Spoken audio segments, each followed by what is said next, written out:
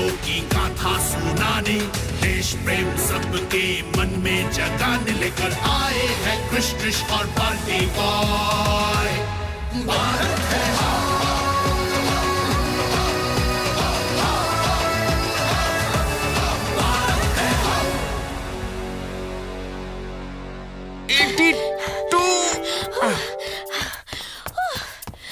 आज एक्सरसाइज थोड़ी ज्यादा करनी पड़ेगी। कल गुलाब जामुन खाने का लालच नहीं गया होता तो शायद आज इतना वजन नहीं बढ़ता।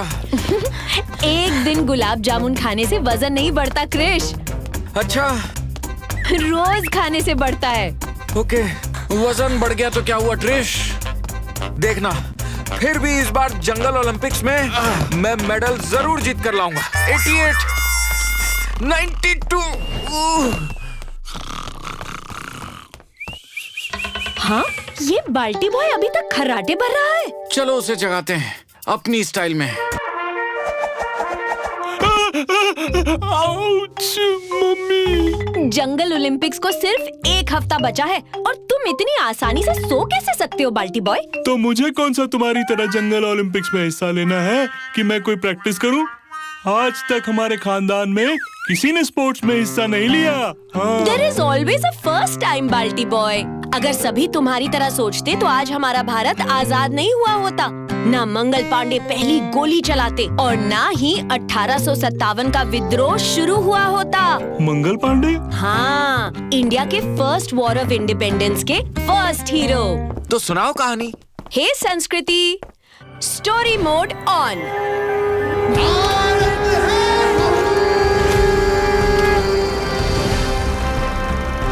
आज के उत्तर प्रदेश में स्थित बलिया डिस्ट्रिक्ट में जन्मे Mangal Pandey British East India Company की फौज में सिपाही थे। 1857 में जब कंपनी के सिपाहियों ने कंपनी के खिलाफ बगावत की तो माना जाता है कि सबसे पहली गोली मंगल पांडे ने ही चलाई थी। हाँ, अब समझ आया 1857 की लड़ाई को अंग्रेज सिपाही म्यूटिनी क्यों कहते थे, क्योंकि उनकी ही फौज में उन्हीं के खिलाफ इंडियन सिपाहियों ने बंदूकें उठा ली थी। पर ऐसा क्यों हुआ, ये जानने के लिए चलते हैं 19th सेंचुरी के अवध यानी आज के उत्तर प्रदेश में, जहां 21 साल के मंगल पांडे को अंग्रेजी फौज में नई नौकरी मिली थी और ब्रिटिश ऑफिसर सॉन्टर्स परेड ग्राउंड में उन्हें ब्रिटिश ईस्ट इंडिया कंपनी की फौज का परिचय दे रहा था। New recruits, step forward. तुम अब ब्रिटिश ईस्ट इंडिया कंपनी के सिपाही हो, दुनिया की सबसे ताकतवर फौज के सिपाही। एक ऐसी फौज जिसके नाम से हिंदुस्तान ही नहीं सारी दुनिया के रूलर्स कांपते हैं। कंपनी तुम्हारा बुरा ख्याल रखेगी, बदले में तुम्हें सिर्फ एक चीज देनी होगी, वफादारी।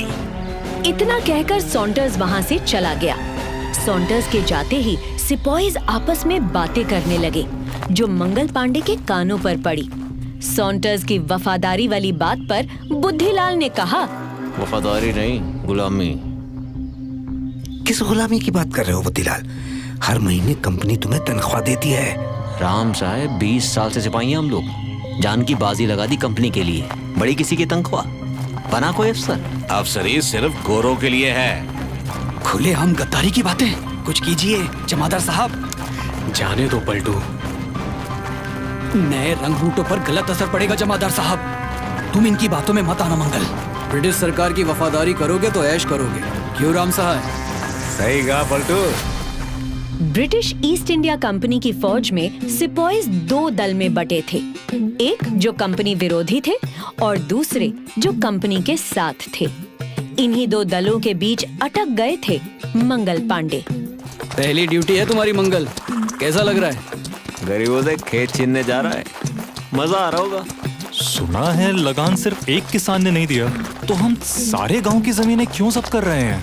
महलवारी कानून के तहत गांव या तो पूरा लगान दे या सब लोगों की जमीनें। और अंग्रेजी ने आए। गांव पहुंचते ही अंग्रेजी फौज ने गांव वालों की जमीनें जब्त करना शुरू कर दिया। सरकार, हमारी जमीनें मत छीनो सरकार। किसी ने विरोध किया तो ब्रिटिश ऑफिसर सॉन्टर्स ने अपनी फौज को बंदूकें तानने के ऑर्डर्स दे दिए।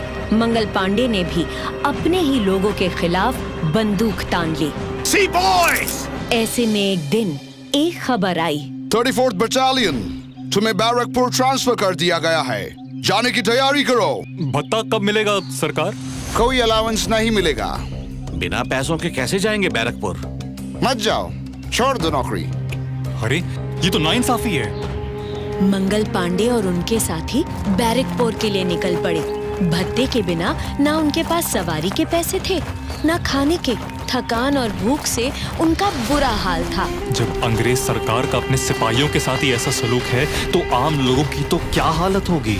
रास्ते में इन गांव की हालत देख मंगल पांडे का दिल दहल गया और उन्हें अंग्रेजों के अत्याचारों का एहसास होने लगा। कमर तोड़ लगान भरने के लिए किसान अनाज की जगह गन्ने की खेती करने लगे। चारों तरफ गरीबी और भूखमरी फैल गई। ये देख मंगल पांडे के दिलो दिमाग पर गहरा असर हुआ। क्यों कर रहा हूँ मैं इन अंग्रेजों की नौकरी जो सिर्फ गरीबों और मासूमों का खून चूसना जानती है? क्यों बनूं मैं इस पाप का भागीदार?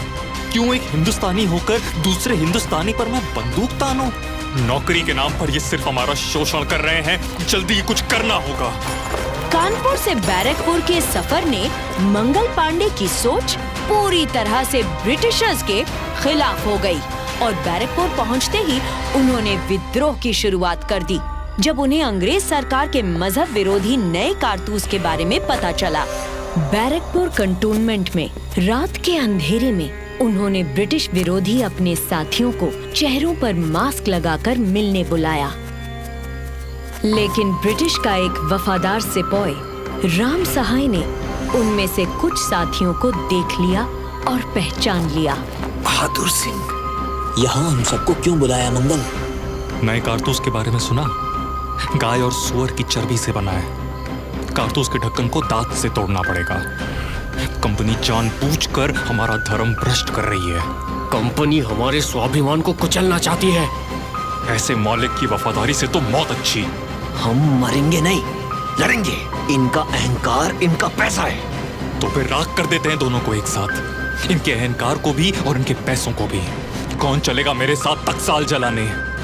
सबने हाथ उठाकर हामी भर दी। ये हुई ना बात। तब बुद्धिलाल का मास्क चेहरे से गिर गया और राम सहाय ने उसे भी पहचान लिया। बुद्धिलाल भी? राम सहाय के कहने पर बहादुर सिंह और बुद्धिलाल को गिरफ्तार कर लिया गया। मंगल पांडे उनकी गिरफ्तारी रोकना चाहते थे। रुक जाओ मंगल, हम सिर्फ सिपाही हैं, हम कुछ नहीं कर सकते। उस दिन तो मंगल पांडे कुछ न कर सके, लेकिन फिर बहरामपुर से एक बड़ी खबर आई। बहरामपुर से एक बड़ी खबर है। 19वीं बटालियन ने चर्बी वाली कारतूस छूने से मना कर दिया है। ये हुई ना बात। इसे कहते हैं हिम्मत। कल हम भी मना करेंगे। सारी बटालियनें एक साथ बगावत करेंगी तो कंपनी को कारतूस बदलनी पड़ेंगी। लेकिन कंपनी ने पूरी बटालियन को नौकरी से निकाल दिया। बुद्धिलाल और बहादुर ने जान की बाजी लगा दी और हम अपनी नौकरियों के बारे में सोच रहे हैं। लानत है ऐसी नौकरी पर। अंग्रेजों को आज नहीं रोका तो ये हमें इतना जलील करेंगे कि सर उठाने की हिम्मत नहीं होगी हमारी। अब वक्त आ गया है इनको सबक सिखाने का। और फिर मंगल पांडे ने बगावत शुरू कर दी। बाहर निकलो सब, मैंने कहा बाहर निकलो। मंगल क्या कर रहे हो? अपना कर्तव्य निभा रहा हूँ। सिपाही बनने से पहले किसान थे हम लोग। कहाँ है हमारी जमीनें आज? लुटेरी सरकार की जेब में। लगान के नाम पर गांव के गांव छीन लिए। चारों तरफ भुखमरी की आग लगा दी, फिर भी इनका पेट नहीं भरा। अब ये हमारे धन पर हमला करना चाहते हैं। हमारे स्वाभिमान को मिट्टी में मिलाना चाहते हैं। कौन चबाना चाहता है चर्बी वाली कारतूस? तो करो बगावत। आज नहीं बोले तो हमारी पुश्ते तक इनकी गुलामी करेंगी। डरना बंद करो इनसे और उठाओ बंदूकें। मंगल, अफसर वापस आ जा। Sepoys, get back inside! British officer का ऑर्डर सुनते ही मंगल पांडे को गुस्सा आ गया और उन्होंने अपनी बंदूक उसी ऑफिसर के सामने तान ली। मंगल नहीं! जमादार, रोको इसे! Sepoys, बंदी बना लो इसे! ब्रिटिश ऑफिसर का आदेश सुनते ही कुछ सिपाही आगे बढ़े, लेकिन उनके जमादार ईश्वरी ने उन्हें रोक लिया।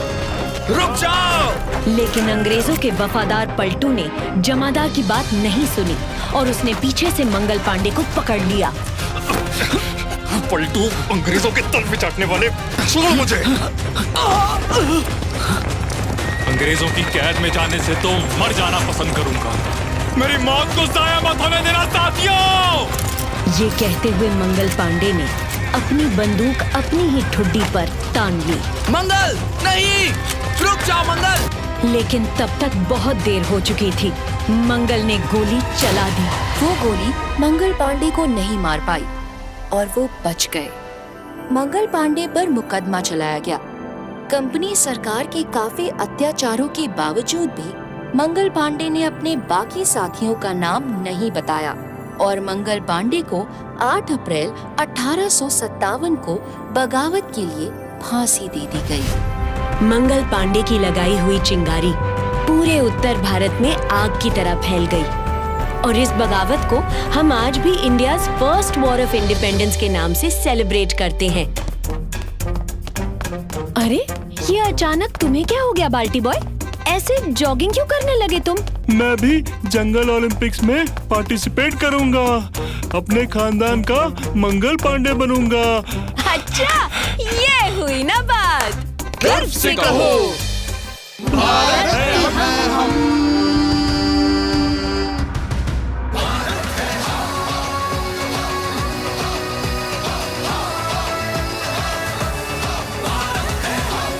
दोस्तों, अगर ये कहानी सुनने में आप लोगों को इतना मजा आया तो सोचिए देखने में कितना मजा आएगा। देखिए क्रिश ट्रिश बाल्टी बॉय भारत है हम, हर रविवार सुबह 11 बजे दूरदर्शन पर। और हमारे स्ट्रीमिंग पार्टनर्स हैं Amazon प्राइम वीडियो और Netflix। Stay tuned.